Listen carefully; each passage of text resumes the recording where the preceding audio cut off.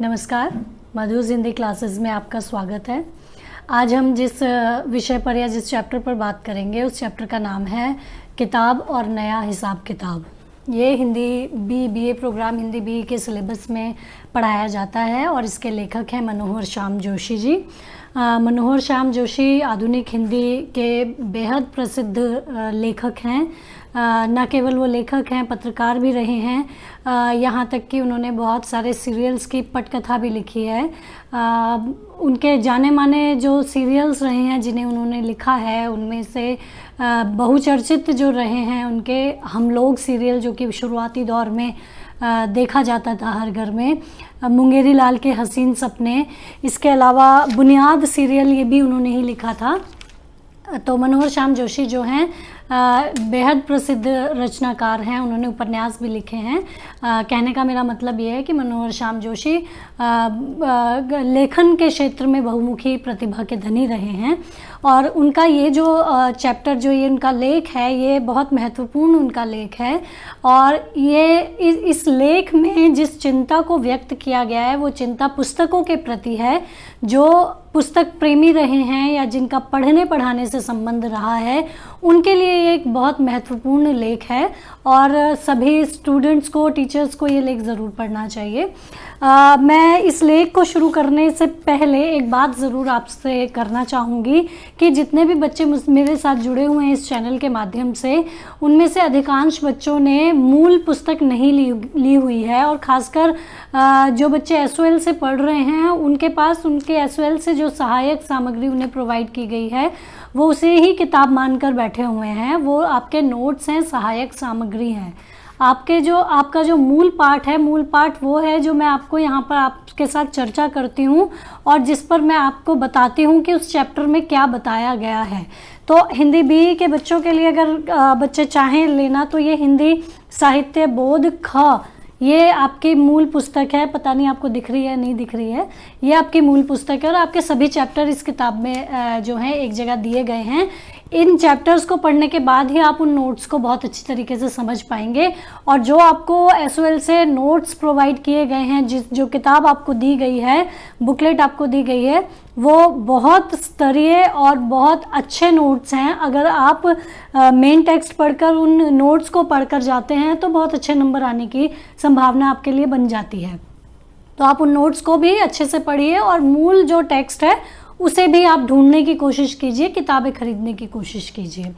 तो चलिए अब हम बात करते हैं मनोहर श्याम जोशी जी के द्वारा लिखित इस लेख की, किताब और नया हिसाब किताब। इस लेख की शुरुआत करते हुए सबसे पहले वो अपने पूर्वजों की बात करते हैं और उनके ज़माने में किस तरीके से किताबों को देखा जाता था और किताबें किस नाम से जानी जाती थी उसको इन्होंने प्रारंभ में बताया है। उन्होंने बताया कि उनके जो पूर्वज थे उन्हें शब्दों से बहुत मोह था, बहुत लगाव था, इसीलिए उन्हें किताबों से बहुत लगाव था। उनके ज़माने में किताब शब्द का प्रयोग नहीं किया जाता था बल्कि पोथी शब्द का प्रयोग किया जाता था। और उनके पूर्वजों के लिए पोथी बहुत महत्वपूर्ण हुआ करती थी। इसलिए भी महत्वपूर्ण हुआ करती थी क्योंकि उन पोथियों के ज़रिए उनकी आजीविका भी चलती थी। तो इसलिए उनके लिए जो है पोथियाँ बहुत महत्वपूर्ण हुआ करती थी और पोथियों के प्रति उनके मन में सम्मान भी बहुत ज़्यादा हुआ करता था। जिस प्रकार ईश्वर की पूजा लोग करते हैं उसी प्रकार से उन पोथियों की भी पूजा की जाती थी। समय के साथ साथ वो पोथियाँ थोड़ी कम होती चली गई, लेकिन जब तक उन पोथियों का युग रहा उन्हें बहुत सम्मान के साथ रखा जाता था।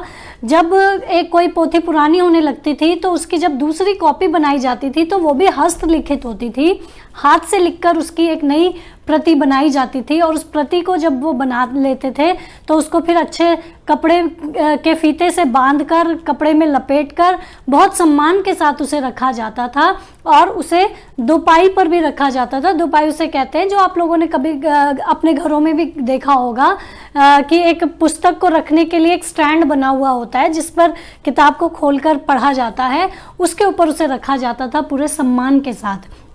और वो इतनी सम्मानित हुआ करती थी कि उसको खोलने और बंद करने के समय उसके सामने नतमस्तक हुआ जाता था, उसे प्रणाम किया जाता था।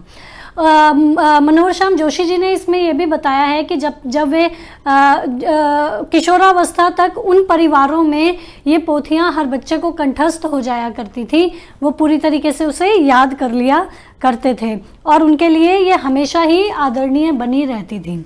इसके बाद वे अपने दादा के समय की बात करते हैं कि जब समय आगे बढ़ा और उनके दादा का समय आया, तब तक पोथियों की स्थिति थोड़ी थोड़ी बदलनी शुरू हो गई थी और पोथियों की जगह पोथियों के साथ साथ किताबें भी जो हैं अस्तित्व में आने लगी थी। अब किताबें क्यों अलग है पोथियों से? क्योंकि किताबें जो पोथियां थी वो हस्तलिखित हुआ करती थी और अगर उनकी कॉपी बनाई जाती थी तो उन्हें भी लिखा जाता था और उन्हें उसी तरीके से सुरक्षित रखा जाता था। लेकिन जब किताबों का युग आया तो किताबें जो हैं छापे खाने के साथ जुड़ी और छापे खाने की क्रांति जब आई तो उससे एक एक किताब की एक स्क्रिप्ट की कई कॉपियाँ जल्दी से जल्दी बनाई जाने लगी और वो हस्तलिखित नहीं होती थी, प्रिंटेड होती थी। इसलिए किताब और पोथियों में ये एक बड़ा अंतर यहाँ पर उन्होंने बताया है। उन्होंने बताया कि उनके दादा के समय तक किताबें प्रकाश में आने लगी थी, लेकिन उस समय तक स्थिति ये थी कि जो पोथियां लिखी गई थी उन्हीं का ही प्रिंटेड मैटर आया करता था, तो नया कोई साहित्य नहीं लिखा गया था। और यहाँ पर वो एक प्रेस का नाम लेते हैं,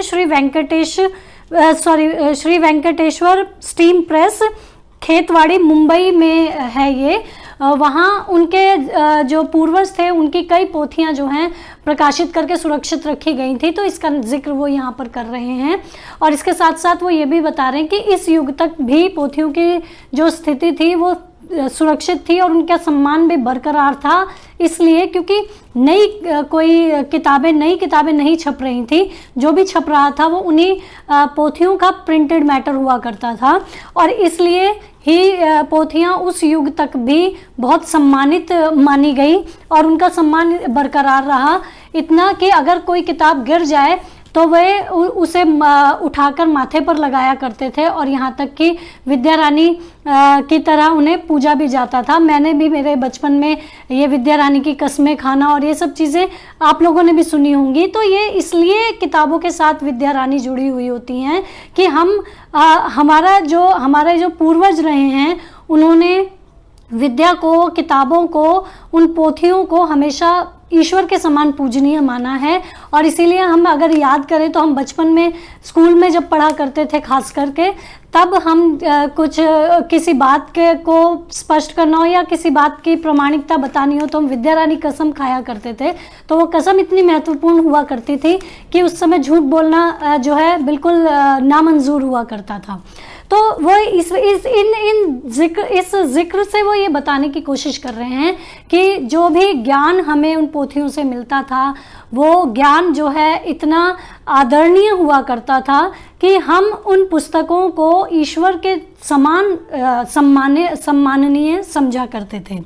इसके बाद जैसे जैसे समय आगे बढ़ा वो अपने पिता के समय की बात कर रहे हैं और वो बताते हैं कि उनके पिता के समय तक एक बहुत बड़ा परिवर्तन आया और वो बड़ा परिवर्तन क्या था कि उस समय नई नई किताबें जो हैं छपनी शुरू हो गई थी और वो नई नई किताबों से ये आशा की जाने लगी कि ज्ञान और विज्ञान के नए नए द्वार खुलेंगे और ज्ञान का क्षेत्र जो है और अधिक विकसित होगा। और उनके पिताजी के युग तक एक जो बड़ा क्रांतिकारी कदम उठा इस क्षेत्र में वो था लाइब्रेरी की रचना होनी शुरू हुई है, यानी कि पुस्तकालयों का निर्माण उस युग में होना शुरू हो गया था। पुस्तकालयों का निर्माण होने से बहुत सारी किताबें जो हैं एक स्थान पर मिलने लगी थी। विद्यालयों में भी जो है पुस्तकालय खुलने लगे थे और पुस्तक प्रेमी लोग जो ज्ञान अर्जित करना चाहते थे उनके लिए पुस्तकालय कभी कभी विद्यालय भी बन गए थे।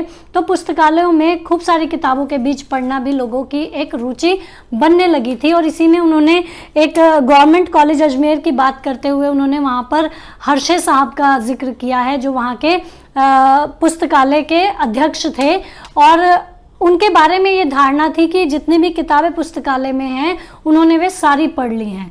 तो पुस्तकालय के प्रति सम्मान और जो पुस्तकालय का अध्यक्ष था उसके प्रति सम्मान इस युग में बहुत किया जाता था।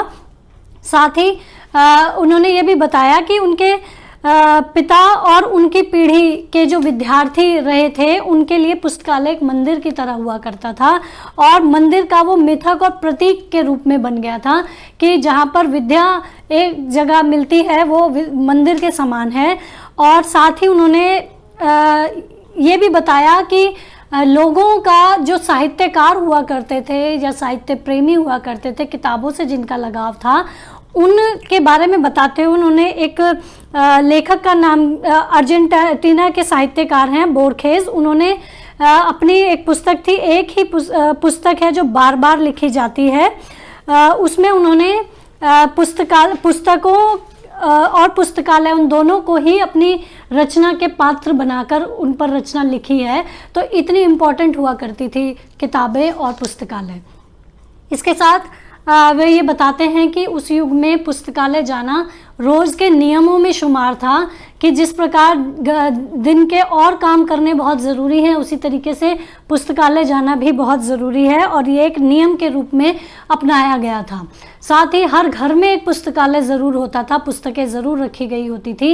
ये हम अगर आज के युग में इस बात को सुन रहे हैं तो हम अगर अपने घर में नज़र दौड़ाएं तो आज हमारे घरों में भी इतनी किताबें नहीं मिलती जितनी उस समय में लोग अपने घरों में स्पेशली किताबें रखा करते थे, और अपनी पर्सनल लाइब्रेरी बनाए रखना उनके लिए बहुत ज़रूरी हुआ करता था।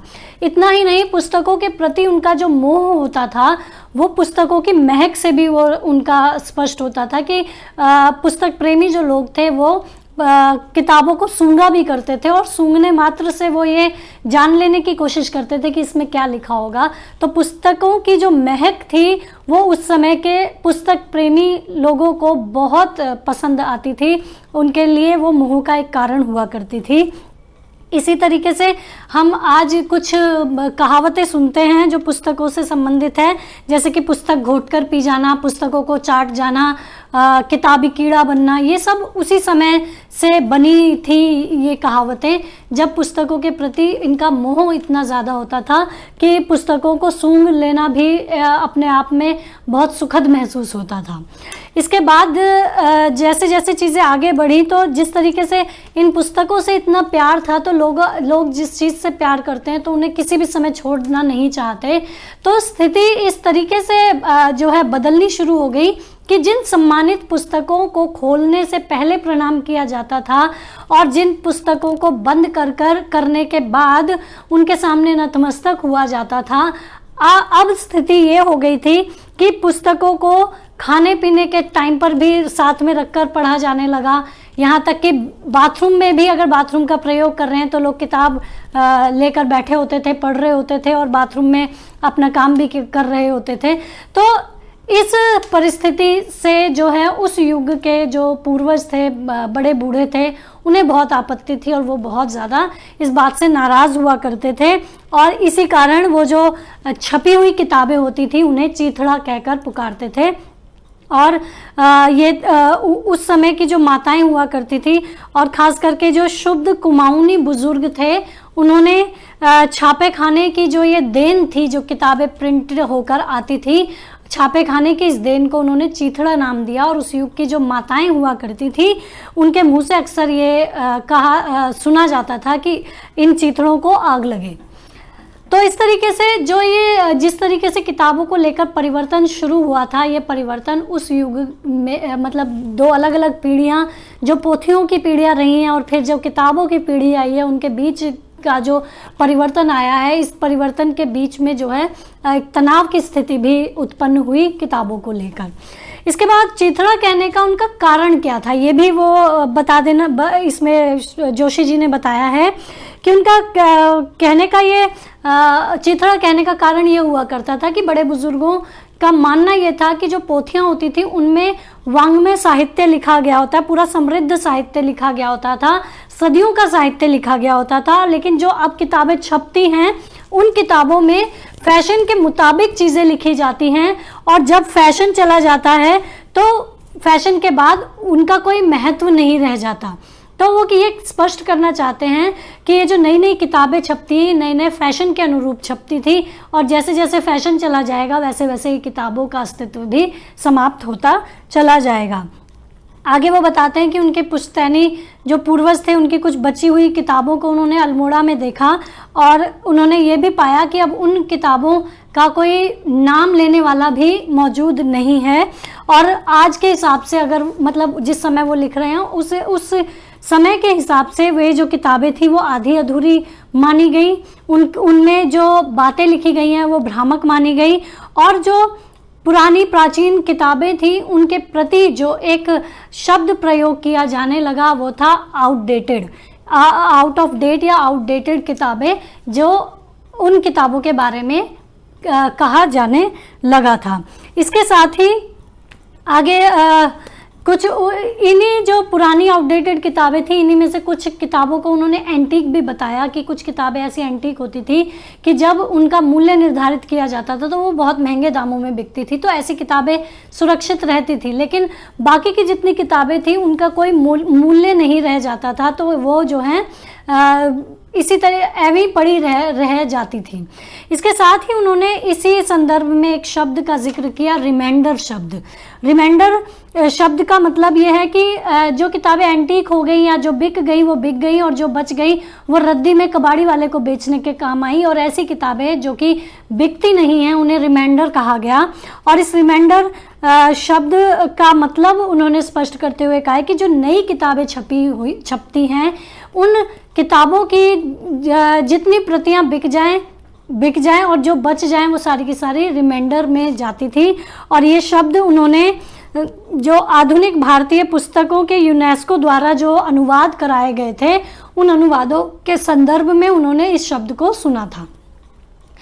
इसी के साथ उन्होंने मुक्त मंडी का जिक्र किया। मुक्त मंडी अंतर्राष्ट्रीय स्तर पर जो किताबों का प्रकाशन होता है, किताबों की खरीद की जाती है, किताबों की बिक्री जो होती है उससे संबंधित जो बाज़ार है उसे मुक्त मंडी कहा गया था। और उन्होंने ये कहा, ये सब बताते हुए उन्होंने इस बात का जिक्र किया कि पोथी और किताब जो हैं वो कि उसमें जो एक अंतर है वो ठीक उसी तरीके से है जिस प्रकार पोथी जो है जातीय स्मृति में बसे वो मिथक हैं, मिथक और पुराण हैं, और जो किताबें हैं वो वैसी हैं जैसे हम रोज़ अखबार पढ़ते हैं और फिर उसे रद्दी में बेच देते हैं। तो किताबों से ज़्यादा पोथियों के प्रति जो एक जातीय संबंध उनके साथ जुड़ा हुआ था, स्मृतियाँ जुड़ी हुई थी, और जो उनके साथ मिथक जुड़े हुए हैं जैसे उनको ईश्वर मान लेना, उनको सम्मानित मानना, ये सारी चीज़ें किताबों के साथ जुड़ी हुई नहीं हैं। वो सिर्फ यूजेबिलिटी पर निर्भर है कि जितने टाइम वो यूज़ हो रही हैं उसके बाद वो जो है रद्दी के भाव बिकती हैं।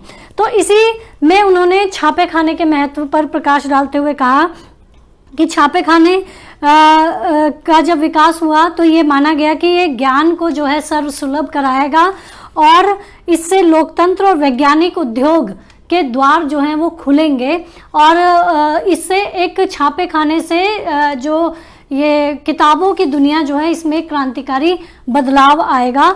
और उन्होंने ये भी माना कि मंडी की निगाह में हर मतलब ये जो मुक्त मंडी थी, यहाँ मंडी की जब बात करते हैं कि इसमें जो भी चीज़ होती है उसका एक ना एक भाव ज़रूर निश्चित होता है, और मुक्त मंडी में पुस्तकों का भी भाव जो है निश्चित हो गया। अब पुस्तकें जो ज्ञान के लिए पोथियां लिखी गई थी और जिनकी प्रतियां हाथ से लिख कर सुरक्षित की जाती थी, अब उनकी वो स्थिति नहीं रह गई थी। जब छापे खाने का युग आया और जब किताबें मुक्त मंडी तक पहुंची तब ये स्थिति जो है बहुत हद तक बदल गई। इसी में वो ये भी बताते हैं कि जब शीत युद्ध का समय था तो सोवियत संघ बुद्धिजीवी वर्ग जो था, बुद्धिजीवी जो बिरादरी थी, उसमें अपना परचम लहराने के लिए इस बात का बार बार दावा कर रहा था कि संसार के सभी देशों का जो श्रेष्ठ नया पुराना साहित्य है वो उनके यहाँ छापा जा रहा है। तो ये कहने का उनका मतलब ये है कि किताबों को लेकर एक बाजारीकरण की स्थिति आ गई है कि उनको अपने आप को बनाए रखने के लिए, किताबों को अपने आप को बनाए रखने के लिए, लेखकों को अपना अस्तित्व बनाए रखने के लिए एक लंबे संघर्ष से जूझना पड़ रहा है, जिसे वो आगे बता रहे हैं। आगे बताते हुए वो ये बताते हैं कि मुक्त मंडी में जो प्रकाशक हैं, प्रकाशक ने इसे एक बहुत बड़े जो है व्यवसाय का दर्जा दिलवा दिया। प्रकाशन कार्य एक बहुत बड़ा व्यवसाय बन गया और ये जो प्रकाशन का जो पूरा का पूरा समूह है, ये पूरा व्यवसाय का एक केंद्र बन गया और किताबों का बाजारीकरण शुरू हो गया। अब इसमें बहुत सारे जो इस मुक्त मंडी में और इन प्रकाशकों के बीच में वही किताबें और वही लेखक जो हैं सरवाइव कर पाते हैं जो बेस्ट सेलर की कैटेगरी में आते हैं। बाकी जो बेस्ट सेलर नहीं बन पाते या जिनकी बेस्ट सेलर बनने की संभावना कम होती है, वो रिमाइंडर की कैटेगरी में डाल दी जाती हैं। और इसी कार्य में विदेशों में जो प्रकाशन का व्यवसाय है, उसमें तो जो स्क्रिप्ट आती है छपने के लिए, उन स्क्रिप्ट्स को एकदम दुरुस्त करने के लिए एक सलाहकार समिति होती है। उस के साथ साथ संपादकों का भी एक महत्वपूर्ण योगदान रहता है और इस तरीके से एक बिचौलिए की, एक एजेंट की भी ज़रूरत होती है। तो ये जो प्रकाशन कार्य है, ये इसका एक पूरा प्रॉपर चैनल चलना शुरू हो गया है, पूरा का पूरा एक क्रम चलने लगा है कि किस तरीके से किताब चलेगी और मुक्त मंडी में किस तरीके से वो किताब अपना अस्तित्व बनाए रखेगी। तो इस तरीके से वो ये बताते हैं कि एजेंट, इस व्यवसाय में एजेंट की एक बहुत बड़ी भूमिका है और जो नए लेखक हैं या जो प्रतिष्ठित लेखक हैं, हर किसी को उसके साहित्यिक पक्ष सुधारने के बजाय वो उनकी किताब के व्यावसायिक पक्ष को सुधारने के लिए सलाह देने वाला सबसे महत्वपूर्ण व्यक्ति बन जाता है। इसके बाद उसे ये वो एजेंट ही लेखकों को ये भी बताता है कि इस किताब में कहाँ से क्या क्या चीज़ें काटनी है, क्या क्या छांटनी है। ये सब चीज़ें जो हैं लेखक की मर्जी से ना होकर व्यवसाय की दृष्टि से एजेंट उन्हें इस चीज़ की सलाह देता है। और इसके साथ साथ लेखक की रॉयल्टी से एक बड़ा कमीशन भी जो है एजेंट को मिलता है, तो इसलिए वो इस काम में अपना पूरा जी जान भी लगाता है।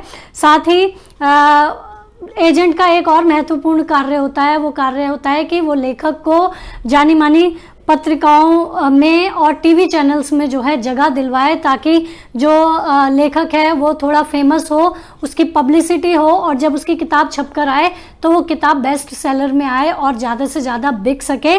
तो कुल मिलाकर वो एजेंट जो है लेखक को एक सेलिब्रिटी बनाने पर तुल जाता है और उसे सेलिब्रिटी बनाकर उसकी किताबों की बिक्री को बढ़वाता है।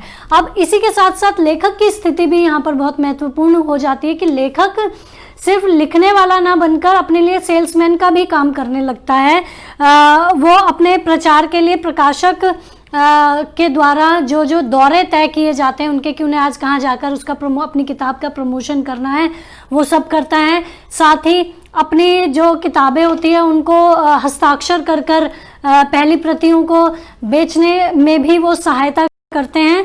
तो लेखक जो है इसमें खुद जो है अपने लिए एक सेल्समैन का काम करने लगता है। और इसमें मुक्त मंडी का जिक्र जो किया है, इसमें जो एजेंट अब इसमें खूब सारे एजेंट हैं और खूब सारे प्रकाशक हैं, तो इसमें अच्छा प्रकाशक कैसे डिसाइड होगा और अच्छा क्या कहते हैं एजेंट कौन डिसाइड होगा, इसके लिए लेखक बताते हुए कहते हैं कि अच्छा एजेंट वही होगा जो नए लेखक की जो स्क्रिप्ट होगी उस पर अच्छी रॉयल्टी, दूसरों की तुलना में ज़्यादा रॉयल्टी जो दिलवा सकेगा, वो एक अच्छा एजेंट होगा।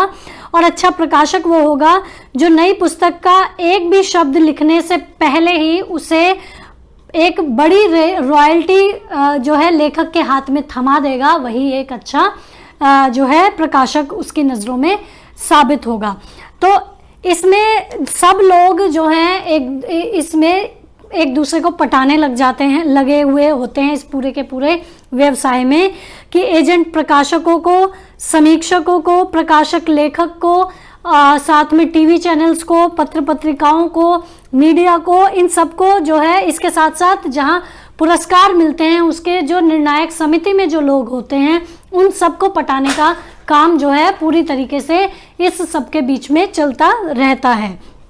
ये सब करने की ज़रूरत क्यों पड़ती है? क्योंकि वे किताबें जो हैं ज़्यादा से ज़्यादा बिक सकें, और जितनी ज़्यादा किताब बिकेगी उतना ही उस लेखक की भी ख्याति बढ़ेगी। इसके साथ साथ हाँ, जो तगड़ी रॉयल्टी देने का जो कार्य है, उसके पीछे का जो उद्देश्य है वो उद्देश्य अच्छा साहित्य प्रकाशित करना नहीं है, बल्कि प्रकाशक की बिक्री को बढ़ाना है। ये इसमें लेखक ने, जोशी जी ने इसमें स्पष्ट किया है। उन्होंने ये बताया है कि जो बेस्ट सेलर में जो किताबें आती हैं, उन किताबों के आने का एक कारण ये भी होता है कि जब एजेंट के द्वारा किसी की किताब पर बोली लगाई जाती है कि भाई कितनी रॉयल्टी कौन देगा, और जो ज़्यादा रॉयल्टी देगा उसको वो छापने के लिए मिलती थी, तो एजेंट के द्वारा सबसे ज़्यादा बोली लगाने की होड़ लग जाती है उस मुक्त मंडी में। तो उसमें सबसे ज़्यादा बोली लगाकर जो स्क्रिप्ट को ग्रहण करता है, वो इसलिए ग्रहण करता है ताकि एक उस किताब के पीछे एक ये चीज़ जुड़ जाए कि इस किताब की स्क्रिप्ट को बहुत ज़्यादा रॉयल्टी देकर छापा गया है, इसलिए ये किताब बेस्ट सेलर में आएगी और ज़्यादा से ज़्यादा बिकेगी। इसके बाद हाँ, इसके साथ साथ उन्होंने एक और तथ्य यहाँ स्पष्ट किया है। उन्होंने न्यूयॉर्क टाइम्स की जो बेस्ट सेलर की लिस्ट आई थी, उसमें 2 लेखकों की किताबें बहुत अच्छे स्तर पर बहुत बड़ी संख्या में बिकी थी। वो 2 किताबें थी सलमान रुश्दी, जो कि लेखक हैं, सलमान रुश्दी की किताब द सेनेटिक वर्सेज, और एक स्टीफन हॉकिंस जो कि लेखक हैं, की पुस्तक है a brief history of times. इन दोनों किताबों के बारे में बताते हुए लेखक लिख रहे हैं कि इन दोनों किताबों के बारे में एक साहित्य अनुरागी पत्रकार जो है उसके मन में जिज्ञासा उठी। वो जिज्ञासा क्यों उठी कि ये जो किताबें हैं ये सामान्य पाठकों के लिए लिखी गई किताब नहीं है, उनकी पहुंच से बहुत दूर की किताब है, ये विशेष वर्ग के लिए लिखी गई किताब है। उसके बावजूद ये किताब बहुत बिकी। कहने का मतलब ये है कि सामान्य की संख्या हमेशा विशेष से ज़्यादा होती है। तो जब ये किताब सामान्य पाठकों के लिए थी ही नहीं, तब ये किताब बेस्ट सेलर की लिस्ट में कैसे आ गई? उनकी इस जिज्ञासा ने जब इस पर खोजबीन शुरू की, जिज्ञासा के तहत उन्होंने पाया कि इन पुस्तकों को खरीदने वाले जो लोग थे, उनमें से 3/4 लोग वे लोग थे जिन्होंने इस किताब को अपने किसी मित्र जो कि पुस्तक प्रेमी हैं, उनको गिफ्ट करने के लिए खरीदी। और इसलिए खरीदी क्योंकि इस किताब का नाम जो है बेस्ट सेलर में था, और बेस्ट सेलर की जो किताबें थी वो किसी को गिफ्ट करने के लिए अच्छा गिफ्ट माना जाता है, इसलिए इन किताबों को खरीदा गया। दूसरा कारण ये था इन किताबों को खरीदने का कि सलमान रुश्दी की इस पुस्तक के विषय में एक समाचार छपा था कि इस पुस्तक को लिखने पर लेखक को मार डालने का फतवा जारी किया गया था। और जो हॉकिंस थे, स्टीफन हॉकिंस, उनकी किताब को इसलिए खरीदा गया ज़्यादा क्योंकि उनकी किताब उनके लिए, उनके जीवन से जुड़ी एक बात लोगों ने सुन रखी थी कि उन्होंने उनकी जवानी में उन्होंने कदम रखने के बाद ही उनके शरीर में लकवा मार गया था। उनका शरीर का कोई हिस्सा काम नहीं करता था, सिर्फ उनका दिमाग काम करता था, और कंप्यूटर के माध्यम से ही वो बातचीत किया करते थे। तो उनके दोनों ही लेखकों के बारे में इतनी दिलचस्प बातें जो बाज़ार में हो रही थी और जो फैली हुई थी, उन बातों को सुनकर भी लोगों ने इन किताबों को बहुत अधिक खरीदा। तो कहने का मतलब ये है लेखक का कि या तो लेखक की जो किताबें हैं, लेखकों की किताबों के बिकने के पीछे एक कारण उनकी पब्लिसिटी भी होती है। वो पब्लिसिटी किसी भी तरीके की हो, वो कंट्रोवर्सी हो, वो उनकी विशेषता बताते हुए हो, या किसी भी तरीके की हो, तो उसके तहत जो है ये किताबें बहुत अधिक बिकती हैं। इसलिए उन्होंने ये माना है कि मुक्त मंडी में लेखक का फेमस होना बहुत ज़रूरी है, और इसीलिए रचनाकार को इस ओर ध्यान देना भी बहुत ज़रूरी है। इसके बारे में उन्होंने ये बताया। इसके साथ साथ उन्होंने एक और चीज़ ये भी बताई कि अगर लेखक के तौर पर आप महत्वपूर्ण नहीं हैं तो आपको महत्वपूर्ण लोगों की सोहबत में, कंपनी में रहना पड़ेगा। इसलिए क्योंकि फिर आप महत्वपूर्णों की सूची में आ जाते हैं, और जब आप महत्वपूर्ण लोगों की सूची में आ जाते हैं तो आपकी किताब भी महत्वपूर्ण हो जाती है और लोग उसे ज़्यादा से ज़्यादा खरीदने की ओर आकर्षित होते हैं। तो इस निष्कर्ष पर लेखक पहुंचते हैं कि आप सिर्फ अपने ज्ञान के भरोसे ना बैठे रहें, आपको अपने ज्ञान की पब्लिसिटी करने की भी बहुत ज़रूरत है। इससे आगे बढ़ते हुए, इसी बात को स्पष्ट करते हुए जोशी जी हिंदी की पुस्तकों के विषय में और हिंदी की स्थिति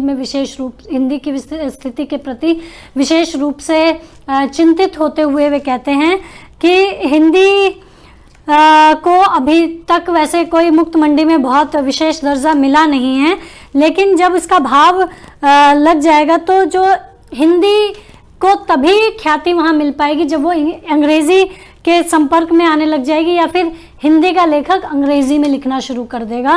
और ऐसे दो लेखकों का उन्होंने नाम लिया है, एक है पंकज मिश्रा और दूसरा उन्होंने नाम लिया राजकमल झा, जो आज सीधा हिंदी के क्षेत्र के होते हुए अंग्रेज़ी में लिख रहे हैं। तो ऐसे लोग जो हैं मुक्त मंडी में टिक पाएंगे, इसके बारे में उन्होंने यहाँ पर लिखा है। उसके बारे में उन्होंने हिंदी भाषी क्षेत्र के बारे में कहा है कि हिंदी भाषी क्षेत्र जो है अध कचरा हो गया है। क्यों? क्योंकि वो आधा सामंती हो गया है और आधा जो है आधुनिक है, और इस वजह से वो जो है अपना पूरा अस्तित्व स्थापित नहीं कर पा रहा है। इसकी तरफ उन्होंने जो है चिंता व्यक्त की। और साथ ही उन्होंने ये भी बताया कि उन्होंने सूरीनाम का जिक्र करते हुए उन्होंने वहाँ के एक पुस्तकालय का जिक्र किया है, वो है सांस्कृतिक केंद्र पुस्तकालय। और वहाँ के जिक्र करते हुए उन्होंने बताया कि वहाँ कुछ किताबों की कई प्रतियां जो हैं रखी हुई थी और वो कूड़ा किताबें थी जिनके लेखकों को कोई नहीं जानता, जिन किताबों के शीर्षकों को कोई नहीं जानता, ऐसी किताबों से वो पुस्तकालय भरा पड़ा था।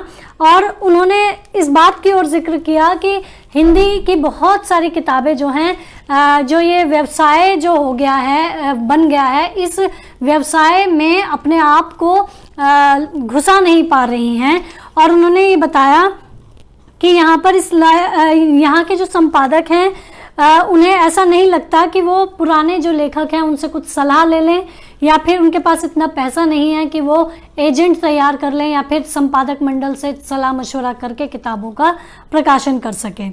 साथ ही सरकारी खरीद में जो किताबें आती हैं उन किताबों के लिए भी उन्होंने लिखा है कि जब इन किताबों को लिखा जाता है तो खरीदा जाता है तो लेखक के बारे में भी विचार किया जाता है कि लेखक को भी पर्याप्त रॉयल्टी मिले, प्रकाशक को तो मिलती ही है, साथ में लेखक को भी मिले। और कई ऐसी संस्थाएं हैं जो इसमें महत्वपूर्ण पांडुलिपियों को छापने के समय प्रकाशक से ये समझौता भी करती हैं कि रॉयल्टी का एक बड़ा हिस्सा जो है वो लेखक को भी दिया जाएगा।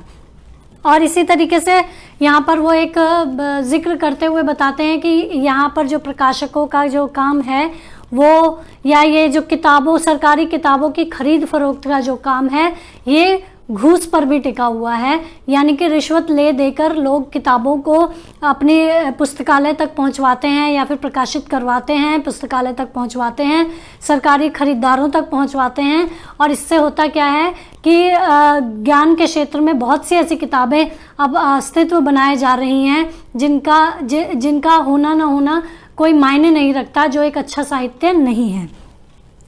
इसी प्रकार वे ये भी बताते हैं कि इस क्षेत्र में भी करप्शन इस कदर बढ़ गया है। यहाँ पर वो एक व्यक्ति का जिक्र करते हुए बता रहे हैं कि एक खाऊ पीऊ व्यक्ति था जो कि घूस लेकर किताबों की खरीद फरोख्त करता है, और बाद में पता चलता है कि सरकार के कोष में इतना पैसा ही नहीं है कि उन किताबों को खरीदा जा सके।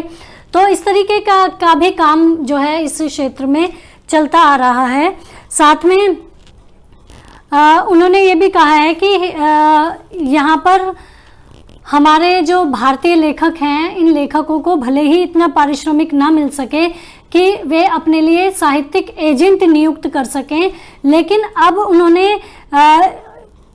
अब ये जो लेखक हैं इस ओर प्रेरित होने लगे हैं कि वे अपने एजेंट खुद ही बनने लगे हैं। जनसंपर्क में उनकी गहरी आस्था होने लगी है और वे विवादास्पद बनने के लिए, चर्चा में आने के लिए भी हाथ पैर मारने लगे हैं। साथ ही वे पुरस्कार पाने के लिए भी प्रयत्नशील होने लगे हैं। और उन्होंने मीडिया में भी अपने आप को महत्वपूर्ण बनाने के लिए लोगों से साठगांठ करनी शुरू कर दी है। तो जो मुक्त मंडी का पूरा प्रकरण है वो अब यहाँ भी देखने को मिलने लगा है। साथ ही उन्होंने ये भी बताया कि ये जो समस्या है, ये समस्या इसलिए भी है कि लोगों ने किताबों को खरीदना बहुत कम कर दिया है। वो इस स्थिति पर थोड़ा सी चिंता व्यक्त करते हुए कहते हैं कि आज मध्य वर्गीय परिवारों में हम लोग जाते हैं तो हम देखते हैं कि इतनी किताबें भी किसी संपन्न घरों में, जो अच्छे घर हैं, रईस घर हैं, उन घरों में इतनी भी किताबें आज देखने को नहीं मिलती जितनी हमारे बचपन में मध्य वर्गीय परिवारों में देखने को मिल जाती थी। साथ ही इसी के साथ वो हिंदी की स्थिति पर भी अपनी चिंता व्यक्त करते हुए कहते हैं कि भूमंडलीकरण के, ग्लोबलाइजेशन के इस दौर में हिंदी की जो स्थिति है वो बहुत ज़्यादा सोचने का विषय बन चुकी है। इसको हिंदी समाज जो है वो बहुत जल्दी से इंग्लिश की ओर जुड़ता चला जा रहा है, या फिर वो इंग्लिश में परिवर्तित होता जा रहा है, यानी कि हिंदी और इंग्लिश का मिक्सचर होता चला जा रहा है। और तमाम बहुत सारे अंतर्राष्ट्रीय हिंदी सम्मेलन होते रहे हैं, हिंदी सम्मेलन होते हैं, राष्ट्रीय अंतर्राष्ट्रीय स्तर पर होते हैं, उसके बावजूद हिंदी की वही स्थिति है। जैसे कि भारत में आज राष्ट्रभाषा आयोग बनने के बावजूद हमारी हिंदी को एक राष्ट्रीय दर्जा जिस तरीके से मिलना चाहिए वो नहीं मिल पा रहा है, वही स्थिति आज उसकी अंतर्राष्ट्रीय स्तर पर भी है। लेकिन जो हिंदी का लेखक है उसके भीतर ये एक इच्छा जागृत हो चुकी है कि ग्लोबलाइजेशन के इस दौर में सरवाइव करने के लिए वो भी चाहता है कि अंतर्राष्ट्रीय चौपाल पर उसकी किताब की चर्चा हो। वो चाहता है कि उसकी किताब जो है भूमंडलीकरण के इस दौर में हाईलाइट हो, और इसके लिए वो जो है अंग्रेजी की तरफ बढ़ता चला जा रहा है। साथ ही उन्होंने ये तथ्य भी बताया कि यूरोपीय भाषाओं से अनुवाद करने वाले कुछ लोगों से उनकी जब बातचीत हुई तो उन्होंने बताया कि यूरोपीय भाषाओं के जो प्रकाशक हैं उन्हीं भारतीय भाषाओं की किताबों को छापना पसंद करते हैं जिनका अंग्रेजी अनुवाद उपलब्ध होता है। यानी कि भारतीय भाषाओं में छपी वही किताबें अंतर्राष्ट्रीय स्तर पर छापी जाती हैं जिनका अंग्रेजी में जो वो किताबें छप चुकी हुई होती हैं, तभी उन्हें किसी यूरोपीय भाषा में छापा जाता है। साथ ही इसलिए भी छापा जाता है कि जो यूरोपीय समाज है वो जो किताब भारतीय भाषा में छपी हुई किताब है उस किताब का जो विषय है वो यूरोपीय समसामयिक समस्या से जुड़ा हुआ होना चाहिए, इसीलिए वो किताब जो है वहाँ छापी जाएगी। अदरवाइज वहाँ पर भारतीय भाषाओं की किताबों के लिए कोई स्थान नहीं है।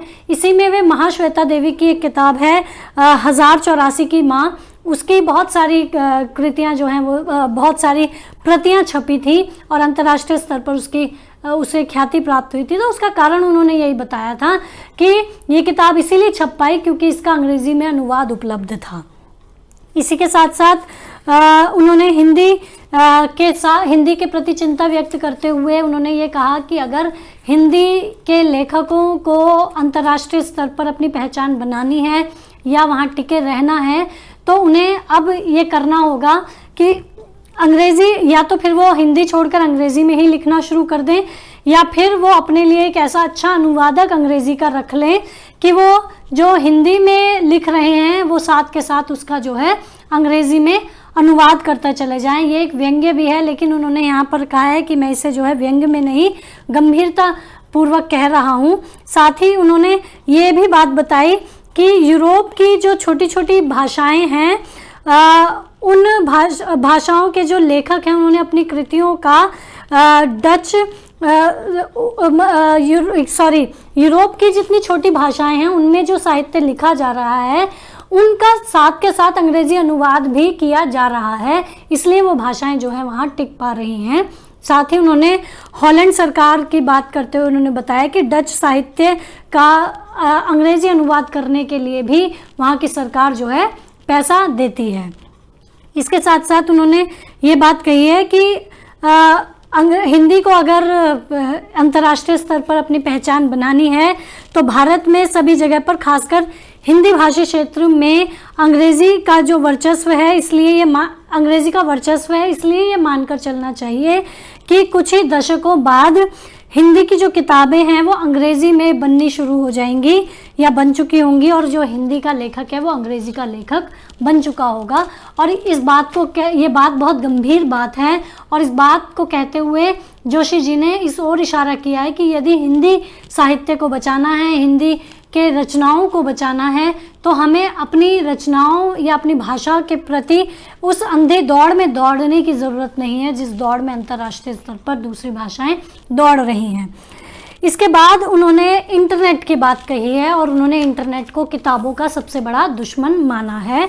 और उन्होंने ये भी कहा है कि उनके साथ के और उनके खासकर उनके बाद की जो पीढ़ी है वो किताबों से ज़्यादा इंटरनेट से जुड़ी हुई है। वो अपने घर में अपने बहू बेटों का जिक्र भी करते हैं कि उनकी आदत में शुमार है किताबों को खरीदना, पढ़ना, पुस्तकालयों से उन किताबों को लेकर आना।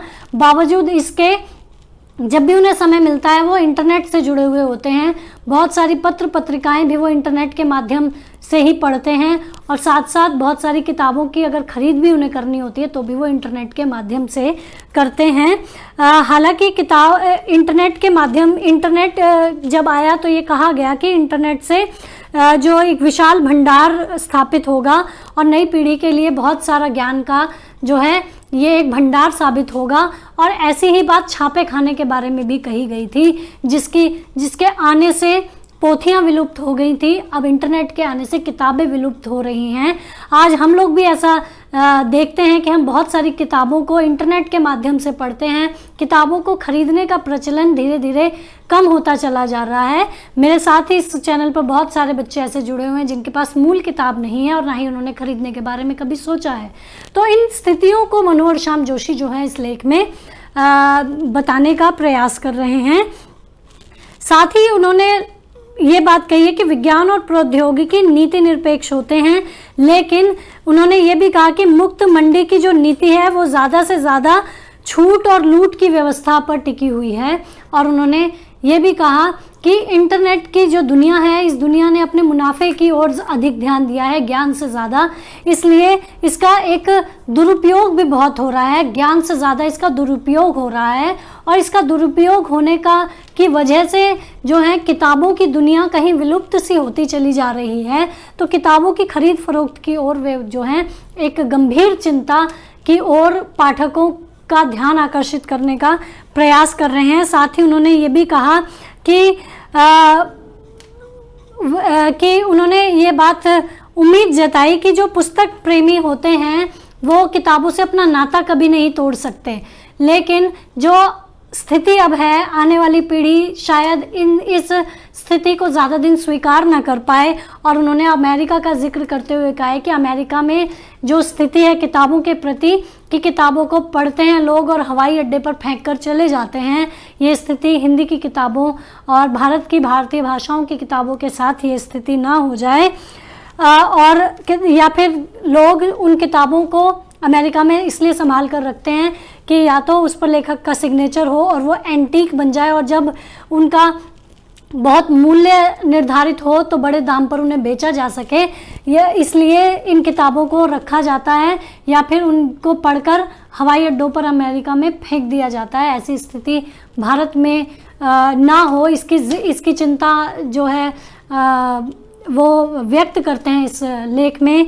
और वो ये इस बात को स्वीकार करते हैं कि अब वह ज़माना वापस नहीं लौट कर आएगा कि जब किताबें नीचे गिर जाती थी तो उनको उठाकर माथे पर लगाया जाता था और किताबों को विद्या की देवी के रूप में पूजा जाता था। ये स्थिति अब दोबारा लौटकर नहीं आएगी, इस पर वे जो है चिंता जताते हैं। तो यही सारी बातें जो हैं उन्होंने इस लेख में कही है। उम्मीद करती हूँ कि मैं अपनी इन बातों में इस पाठ को अच्छी तरह समझाने में सफल रही होंगी। आपका कोई प्रश्न हो तो आप मुझसे कमेंट बॉक्स में पूछ सकते हैं। बहुत बहुत धन्यवाद।